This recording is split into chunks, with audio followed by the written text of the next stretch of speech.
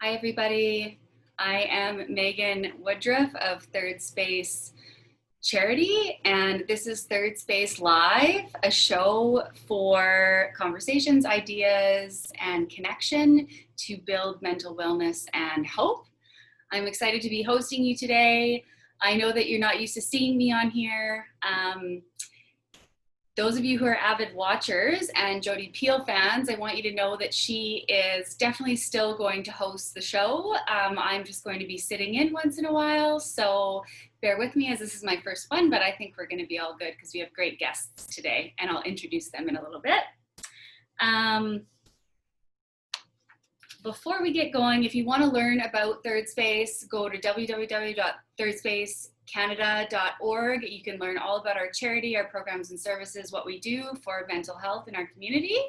You can also donate on there if you like. And I also want to do a shout out to our sister company, Third Space Coffee, across the hall. They just introduced their version of the PSL for fall, with organic pumpkin puree, real Canadian maple syrup, Canadian ground espresso, and pumpkin spice on top. So if you want to go try one of those coffees, I highly recommend. It's actually not sweet, which I like about it. Today is Thursday, October 8th, and this is episode 34. And I'm going to kick us off today by asking you, are you in service of other people inside of your job or not? And does that take a toll on your mental health? So today I'm excited to introduce to you Kristina and Kozy of the 86 Project. They have a ton of experience in restaurants and have started a new initiative that they're here to tell us about. And we're going to have a conversation about mental health in hospitality. And I think this can be relevant to a lot of people, whether you are in hospitality or not. So if you're not a server or in hospitality, you'll still get value from this conversation because all of us in some way are in service of other people, and we need to have boundaries to protect our mental health so that we can go out there and serve others from a full cup. I'll tell you a little bit about 86 Projects. So they founded by Kozy and Kristina, is a mental health initiative geared towards hospitality staff. With over 15 years of experience in the industry, these two have seen firsthand the effects of poor mental health and improper wellness practices in restaurants. The goal of this new venture is to educate workers, provide resources, and arm the community with knowledge to live a happier, well-balanced work life. This will include them hosting seminars, events, raising awareness, and fundraising money for charity and social aid. Such a cool project. Welcome, Kristina and Kozy. Thank you so much for coming on today and being my first official guest. Well, thank you for having us. Yeah, what a great conversation we're going to have today. I'm really excited to dive in and pick your brains about what's going on in hospitality right now. So maybe you could start by just filling us in with, what do you think people are struggling with, or what do you know that people are struggling with in terms of their mental health? I think specifically in the restaurant industry, there's always an ongoing struggle with work-life balance and just making sure that you're taking care of yourself and, checking out of work, because in this industry, you're always on stage, you're always having people, look at you and monitor everything that you do, and you got to do it with a smile. So I think a lot of the time, a lot of the people in the industry don't really turn off that, and they're just always on, and they just get so mentally drained, and it spills into your life outside of work, and it's just constant struggles with that. And then even now, specifically with COVID happening, I think having that financial uncertainty, and just with the restaurant industry being wildly affected with hours, with everything being cut here in BC, it's really taking a toll on industry workers here, I would say.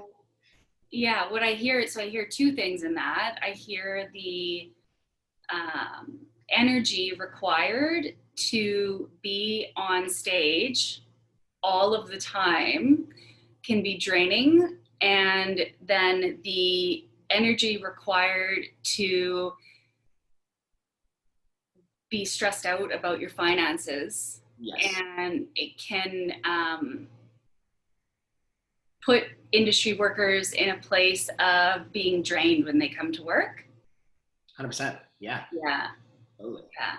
I have management history myself, and one of the things that was the most draining for me was even on my day off, there's still no switching off. You know, there's always the phone going off. There's always emails. There's things that are constantly going. I've worked at some place with late night hours. So sometimes you get calls at 1 or 2 a.m.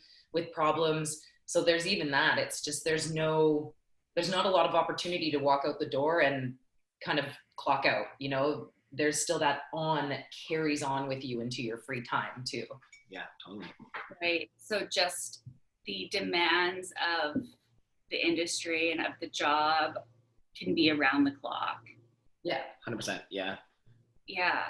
So what would you guys say would be something helpful to combat that? Like for people who are listening and feeling stressed out and overwhelmed and always having to be on and available, what would you recommend to them? Sleep better. Yeah, no kidding. Hey.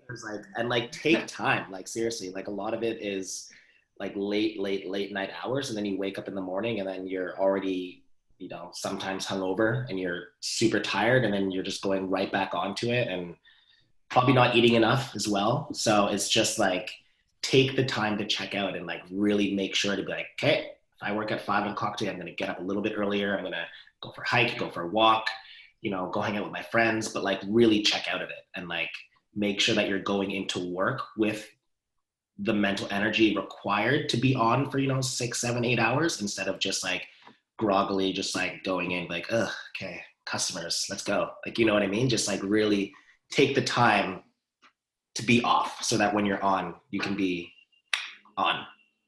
Yeah. And I think to touch on that, there's kind of that notion, and this is with so many things in life, that, you have to work out for an hour. I'm not going to hang out with my friend unless I can see them for hours. It's like, but we don't have a lot of time, and it's all about quality over quantity. So like Kozy said, like, go for a 10-minute walk. If you can't fit in a hike, like just get out, just do something that lets you turn inside a little bit and kind of tune that out. Because even 5 to 10 minutes a day of just a little bit of separation from that hecticness will do you so good. Oh yeah. Yeah. So making sure to have boundaries around like when you're available, turning off the phones or like all the notifications and stuff. Yeah. Going to bed at a good time, making sure you're well rested. What do you guys think about, I've heard a lot about like routine and how routine can support people during these times of uncertainty, because routine is said to make people feel safe and feel like they have something that they're in control over. And I find in the hospitality industry, routine is complicated because of the scheduling of it. And so what would you guys say to that? Like, do you think that there is an importance in routine, or can you survive without it? I think it's huge, and it doesn't necessarily need to be like wake up at this time and do this at this time. You don't have to have it like structured that way for your routine, but just having certain things that are important to you that fill you up every day as a priority, that can even just be a small step towards a routine. Small little things like don't stare at your phone right before you fall asleep, like that can be something that you implement. But yeah, it's really important to have some structured time and things that you do for yourself. Otherwise, you're just going to be completely wiped out and drained. Yeah, to kind of just like to build on what Kristina just said, you have to have your non-negotiables. I was talking with someone about this the other day, and just like your non-negotiables. So specifically for her, it was every Wednesday, I love going to this dance class. So I go every Wednesday. It doesn't matter what's happening. I'm booked off work that day. I'm not hanging with my friends at that time. I'm going to this dance class because I know it makes me happy. And having those non-negotiables is not necessarily having a routine all the time, but just making sure you're doing something that you love and don't let anything else get in the way of it. So like if it's going for a hike every day or going and sitting and watching the sunset every day, if that's your non-negotiable, do it, because that's what fills your cup up. And it just makes sure that you're taking the time for yourself and being selfish for a couple of times throughout the day. Yeah, that's so good. And what I hear in that, and this is something that I coach as well, is have your non-negotiables, which is so good, but be flexible in terms of how and when they happen. Or like Kristina was saying, say you can't do the 1 hour hike, modify it and still give yourself that in some sort of a way. So be flexible around that. 100%, for sure. Yeah. You have to allow yourself some forgiveness there, especially if you're just starting.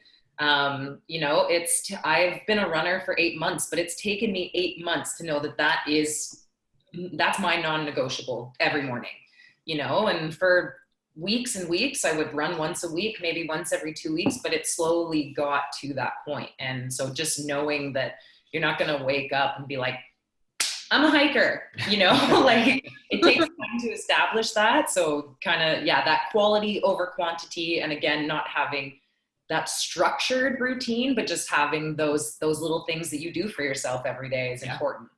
Agreed. Yeah. And when we think about routine, we always think about it being like very specific and like rigid and constricting and having to happen at like a specific time and everything being the same.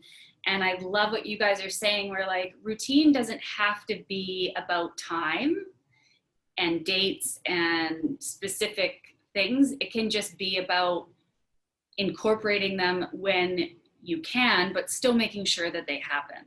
Yes. Well, because in hospitality, how do you even build a routine when on the weekends you work 2 to midnight and then Monday and Tuesday you work 9 to 5? You know what I mean? Like there's no structure in which the schedule that you get from some restaurants, especially if they do have a lunch and dinner service. So again, it's just like we keep saying, making the time, no matter when that time is, to just do something for yourself. Yes. So what I'm hearing so far, correct me if I'm wrong, so we've got non-negotiables, checking out and making sure that you are turning off and completely taking that time for you, and sleep. Those are the 3 things that I've heard so far. Is there like Sleep so cute. Yeah. I mean, when you're in service, you are in the business of people pleasing, right? Like you're doing things, especially in restaurants, you're making an experience. You're a part of something for somebody else. And I kind of find that the longer you're in hospitality, the line in which that bleeds into your personal life starts to blur and goes away. And eventually you just kind of become always for others. And so it's really important to reel that in and be like, I can't do this for other people if I can't do it for myself. And that's not selfish and it's not greedy. It's just what needs to happen. So yeah, that's why big focus on like you first is, yeah. Yeah. And what I think we don't think about is the ripple effect of that, of people, our people in our life, like our community, our families, our friends, and the people we serve, get paid to serve, are all benefiting from getting the best version of us. Like we're not only benefiting, it's like bigger than just us. Yes, absolutely. Oh yeah. Yeah. Cool. Very cool. So why don't you guys tell me a little bit about the project and like what inspired it and what you guys are up to. So it's funny, like this actually came up as an idea almost a year ago. because, like I said, at that time I was only in Kelowna for about 6 months, give or take, and I had already been in the industry. Just like I was there, like I knew people, people knew me, and then I started noticing that people would just kind of come to me with like a little bit of their struggles, and I'm just like, what's going on? Like, what do you don't really know me. Why are you just like kind of unloading on me? And it's just like, okay. And Christine has been a mental health advocate for God knows I don't know how long. And that's like kind of the first thing I knew about her. So I thought in my head, I was just like, who is supporting mental health in the hospitality industry? Like who is taking the time to, provide resources and just give aid to people that are struggling in the industry, because it's such a taboo subject that is in the industry everywhere in the world. So I went to Christine about this, and she was just like, huh, that's true. You're correct. She's like, I don't know. I have no answer for that. Being such a big mental health advocate, she was just like, I don't know. So then we were just like, let's do something about it. And so we came up with this idea, the 86 Project, where, for those of you who don't know, the name stems from 86th in the industry. Hospitality industry means you're out of something. So, we're 86 the Cobb salad, or we're 86th, this bottle of red wine. It's just a term that came up. And she was just like, 86 Project, like we're kind of running out of energy towards mental health. Like we're 86, like mental health support in the industry. So let's just call it the 86 Project. And we just kind of ran with that. And then we never really took any steps further beyond that. And then what was it, 2 months ago, Karen, who spoke at one of our events, we had met her a few months ago, and she was just like, I love what you guys are doing. Like, let's make this happen. And then within like a month, we just went from being a little bit stagnant in our project to we're hosting an event. We got this many tickets sold, and suddenly we just hit the ground running with it. And now here we are. That's so great. Yeah, it's been a weird, unexpected journey, but it just blew up, and like we're very proud of what we've been able to accomplish. At least I am. Yeah. Oh yeah. Me too. Big time. Yeah. You know what? There is such a gap in that you are filling, and I think that that's why it's blown up and it's doing so well, is because it's relevant. We are all struggling in terms of our mental health in different capacities right now in our careers. And when we're on the front lines and in service of other people all the time, it's taking care of ourselves is so important, right?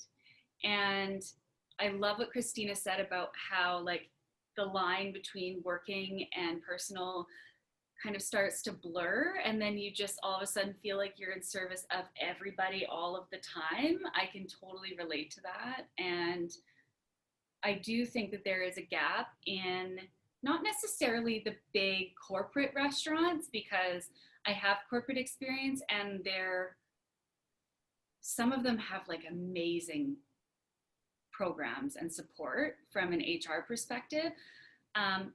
Some of them don't, but definitely like in the like individually owned, maybe smaller restaurants that don't have that big, huge budget, and that all of like because a lot of them get it from their insurance companies too, right? Their insurance companies provide that for them. So there is a need in the smaller restaurants, I think, for that mental health and HR support. And we're also not here to say ownership is the worst, or upper management is the worst. We're not here to be like, your restaurants don't care about you. Like that's not any near the point that we want to get across, or even the reason why we're doing this.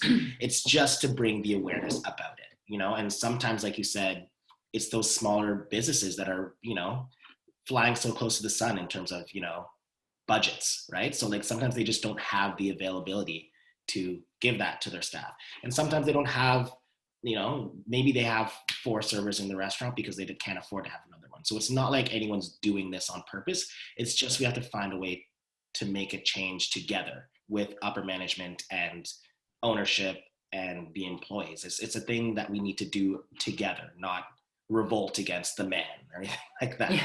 So it's us working together to make a change, to make everyone happy. Because if you have a happy server, you're going to have, a better server. Yeah, It just makes sense. absolutely.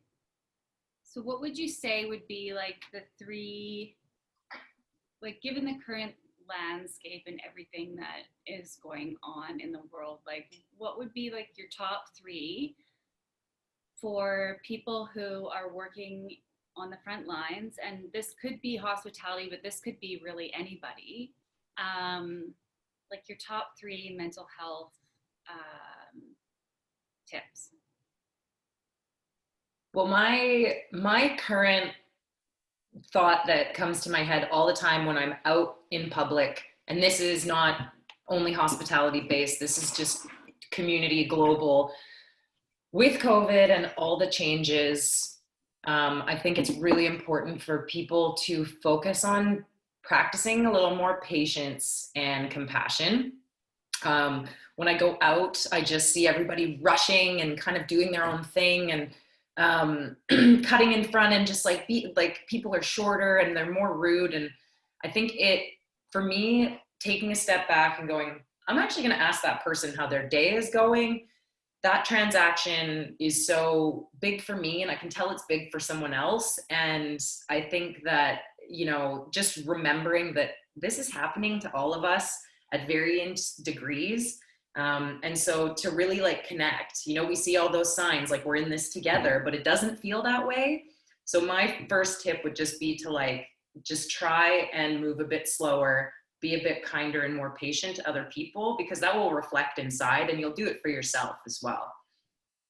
Especially in restaurants, we move so fast, right? Like 30 seconds to a server is like 10 minutes to someone in any other job, right? It's like, we know the value of like getting things done really quickly and moving really quickly. So I can appreciate that when you're stepping out of your role and you're on the street, to like slow down, take it all in, like make time to connect with someone, actually make eye contact with someone, smile, like ask someone how they're doing. That's like such good advice, because that goes back to what Kozy was saying about like turning it off when you leave, right? Yeah. Okay, cool. What else you got? I said this before because it's something that I'm currently trying to practice more of. It's just like getting out into nature. Like I spend so much time doing nothing in my house and just like binging Netflix. And it's great. It's me time. It's amazing. I love it. I'm not gonna, talk badly about it. But I started to realize that getting out of the house and just like going on a hike or like going on a walk or just like sitting in my backyard and like breathing in like the earth, I personally found has been really good for my mental health. And I just go to work happier, and I just have more patience, as Kristina was saying. I just feel better when I just like spend some time getting away from technology and just like getting into nature. It's really, really helped me. And you just feel more grounded with the earth, which I think is a very important thing that we as humans need to realize. That's helped me quite immensely. So just get out, go for a walk, leave your phone at home, Oh, leave your phone at home. That's huge. Yeah, unplug. Yeah. Like whether it is going for a hike or whatever, just like turn off the constant stimulation for a little bit. And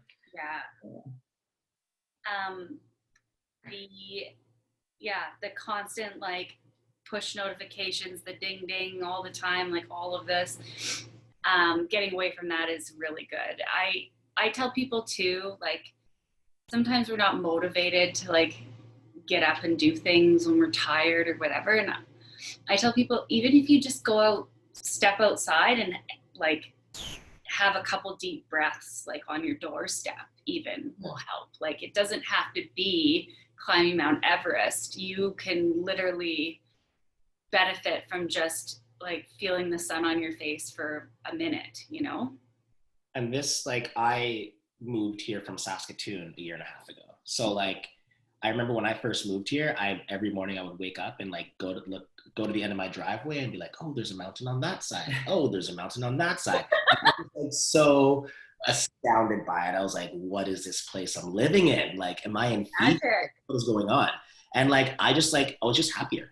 Not to say Saskatoon isn't bad, because it's a beautiful, beautiful city and I loved it there. But like, I just was like, whew, I am living in like the best city ever. And I was just like so happy from it. And I kind of don't do it as much as I used to, but just remembering that is nice. So good. Yeah. Like just being grateful for Mm-hmm. all the things around you. Oh yeah, absolutely. I think too, like it doesn't have, they don't, if I think like the key to joy is to just appreciate just the really, really simple things like right in front of you. If you can like tap into that and just, yeah, find like gratitude and happiness for just like your everyday regular, like doesn't have to be this big extravagant thing, right? Like if you can, and it doesn't have to be expensive, it can be something that's just free, right? Like but if you're able to find joy in just those little things like that, I think that's the key, like that's the secret. 100%. Yeah. We all have to be better at that, you know. Yeah. I have to be better at that. I take for granted so many things, so many things. Yeah. Oh, very cool, guys. Such a great conversation today. Yeah. So what's next for the project? So yeah, everything kind of like accelerated at a speed that we weren't expecting. So right now we are working on our website and just having the ground. Our goal is to be like a really good landing point for people if they're not sure where to start on their mental health journey, hospitality or not. We just want people to be able to be like, hey, and we can maybe send them to you guys, or like just connect them and help them in the right direction.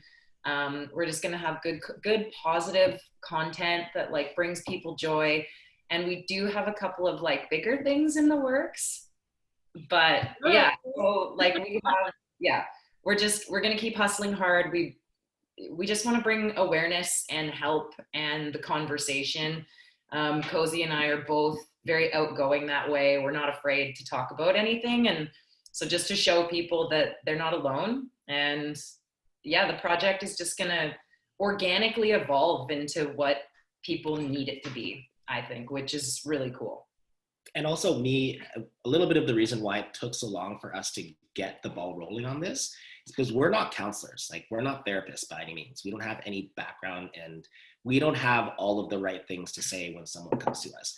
But we started to realize that we have so much passion for growth in mental health that sometimes all people need is just someone to ask about their day or connect them with someone who's a professional. And that's mainly what we want to accomplish. We want to be able to be that connector to, hey, I need to talk to someone about this. Perfect. We know exactly who you can talk to. Or I just need to unload on my day. And I'll be like, perfect. Let's sit down and listen. It's just about creating this space to have the conversations, which is kind of our biggest mantra. Yeah, because everybody is suffering from something in some shape or form. And it's crazy that we're all so scared to tell each other about it. Mm-hmm. And yeah, I think the biggest thing is just making it safe and ending the stigma. Like, there's no point for people to be afraid to say, hey, I'm stressed or I'm sad, because probably every other person is going to be like, hi. So yeah, it's yeah, we just kind of hope that, like we keep saying, that safe place, that landing point for people. And you know what, like I'm so supportive of you guys, and you don't have to have like a designation or a title to be impactful. And yeah, I wouldn't let that hold you back at all. And I think what's cool is that you know who you are and you know where you fit, and you're not pretending to be, like anything that you're not. And I think that when it comes to mental health, yes, we do have to be careful that we're not you know, like taking on like clients or having conversations that are over our head or that we're not qualified for. But holding space for someone and being there for someone is just as valuable as, or can be just as valuable as sitting in a $150 like therapy session, right? So yeah, super cool. Thank you. We appreciate your support. We really do. That's amazing. Yeah, absolutely. If anybody watching the show today wants to learn more about Kozy and Kristina, I think your Instagram right now is where people can find you, right? Yes. So at the 86 Project is spelled out, not the numbers. And we look forward to seeing and hearing what you guys get up to in the future. Stay connected with us. And thanks everybody for watching. As always, you can learn more about Third Space on our website, our Facebook, our Instagram, and we wish you all health and mental wellness, and enjoy the rest of the day. We'll see you next week. Take care.